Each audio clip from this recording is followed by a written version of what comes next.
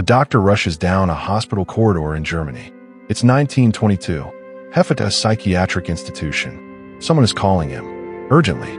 It's about Katharina Ehmer. The patient they call Kathy. The one who's been in the institution for 26 years. Since she was a toddler. The one who has never spoken. Not once in her entire life. She's dying now. But something impossible is happening. The doctor enters her room. And he freezes. Because Kathy is singing. Beautifully. Clearly. In perfect German. She's singing dying songs.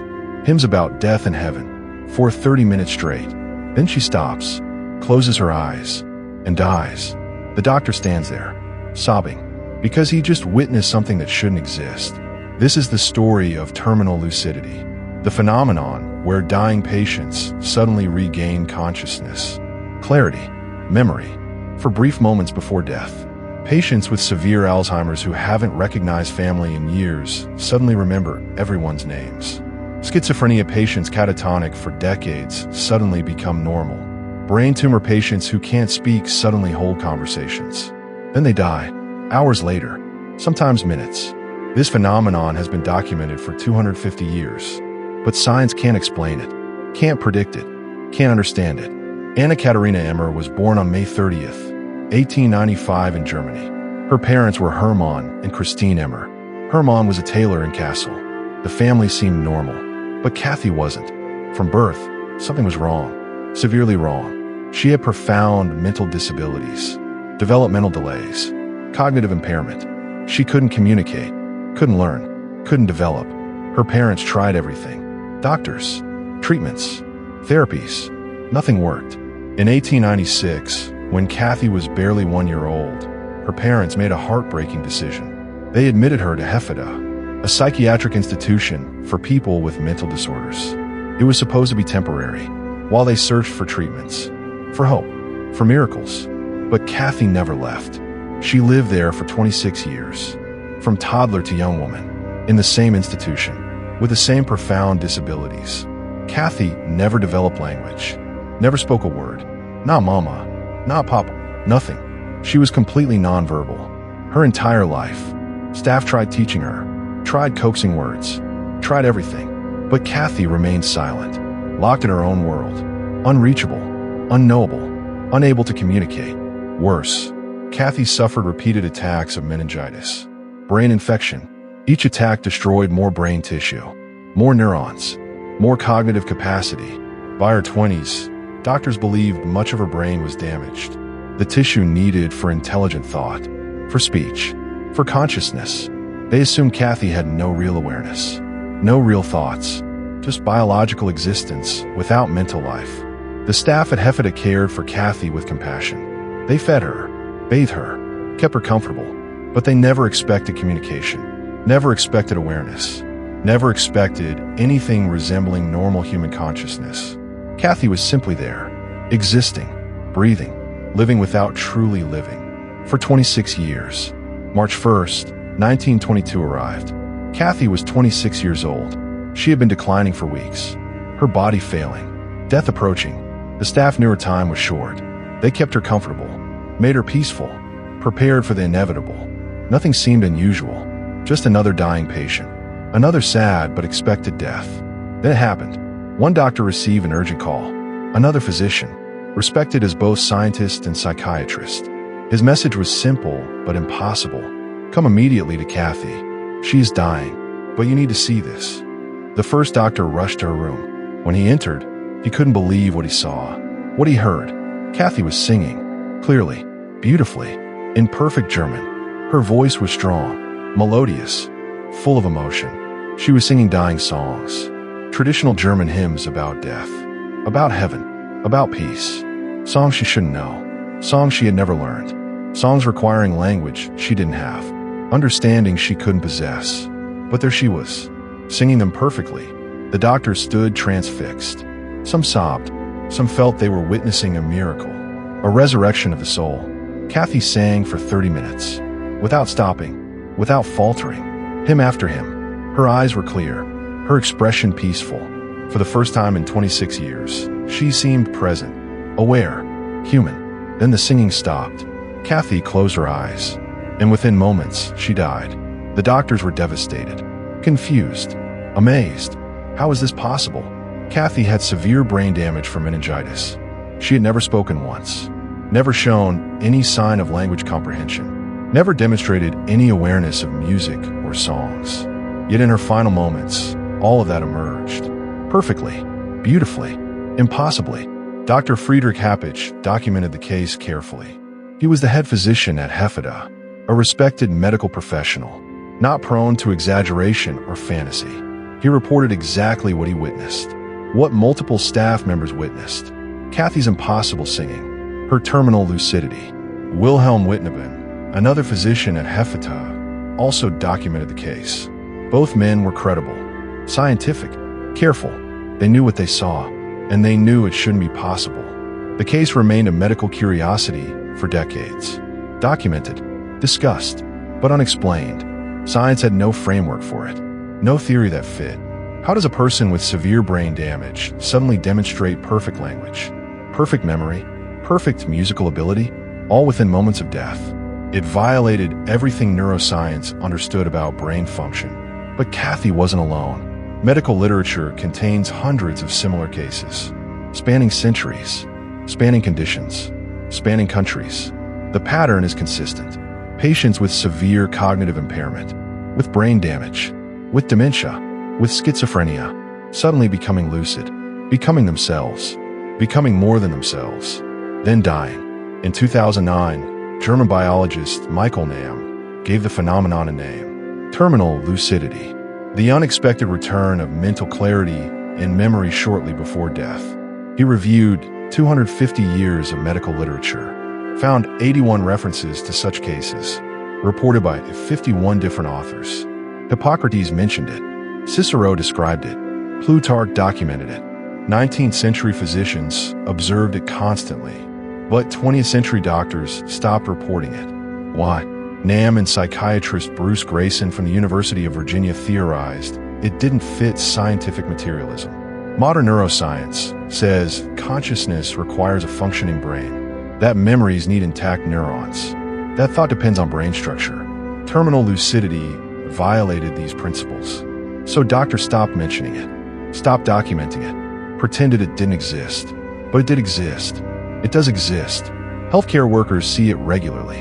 A 2020 European and American survey questioned palliative care staff, nursing staff, medical staff. 124 people with dementia experienced terminal lucidity within 12 months. That's common, not rare, not exceptional, common. The timing is consistent. Research shows 84% of terminal lucidity patients die within 1 week. 43% die within 24 hours. It's a harbinger of death, a final surge, a last burst of consciousness before shutdown. Caregivers call it the surge, that moment when dying patients rally, briefly, meaningfully, then decline permanently. A 92-year-old woman with advanced Alzheimer's. She hadn't recognized her son in years, didn't know her own name, couldn't speak coherently. Then one day, she woke up clear. She recognized everyone, called them by name, discussed their lives, gave advice, was completely herself again. For one day, her family thought she was recovering, that maybe the Alzheimer's was reversing. But the next day, she died. That surge was goodbye, her brain's final gift. Another case, a woman with mixed Alzheimer's and stroke damage, nonverbal for years, couldn't communicate needs, responses completely off point. Then during a family visit, she suddenly spoke. Clearly, she talked about significant people, places, events, both positive and negative. She remembered how to play an instrument. She played it, for her family, for 3 minutes. 1 week later, she died. A third case, a man catatonic for nearly 20 years. Schizophrenia, completely unresponsive, no lucid intervals at all, just stable psychotic state, vegetative. Then before death, he became almost normal, spoke, recognized people, made sense, for hours, then died. How? How does a brain dead for 20 years suddenly function normally? Science has no answer. The mystery deepens with brain imaging studies. Patients experiencing terminal lucidity don't show brain improvement. No new neurons, no healing, no recovery. Their brains remain damaged, destroyed, non-functional. Yet they think, speak, remember, as if consciousness doesn't require the brain, or requires something else, something science hasn't identified. Dr. Basil Aldada heads geriatric research at the National Institute on Aging. In 2018, he organized a workshop, brought together scientists interested in terminal lucidity, now called paradoxical lucidity, because it's paradoxical, contradictory, impossible. If Alzheimer's destroys memory, how do terminal patients suddenly remember? If brain damage eliminates cognition, how do dying patients suddenly think? The workshop published papers in 2018. The NIA-funded research. For the first time, terminal lucidity received serious scientific attention. NYU received a 5-year grant to measure brain activity during lucid episodes, to record audio and video, to document everything. The study continues, collecting data, searching for explanations. Current theories propose several mechanisms. One suggests near-death neurochemical surges, neurotransmitters flooding the brain, activating dormant circuits, temporarily restoring function, like adrenaline, creating superhuman strength. But dying bodies produce mystery compounds, unknown chemicals, final biological acts. Another theory invokes the medial prefrontal cortex and hippocampus, brain regions sometimes preserved in dementia. Maybe terminal lucidity activates these preserved circuits, uses backup systems, emergency protocols, the brain's final attempt at consciousness, before permanent shutdown. A third theory is more radical. Maybe consciousness doesn't fully depend on brain structure. Maybe it exists separately, tethered to the brain, but not produced by it. Terminal lucidity represents the tether breaking. Consciousness briefly free, operating independently, before complete separation at death. This theory is controversial, unprovable, but compelling given the evidence.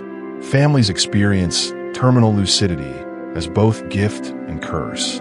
A gift because they connect with their loved one final time, after years of absence, of silence, of loss. They get to say goodbye, to hear their voice, to see recognition in their eyes.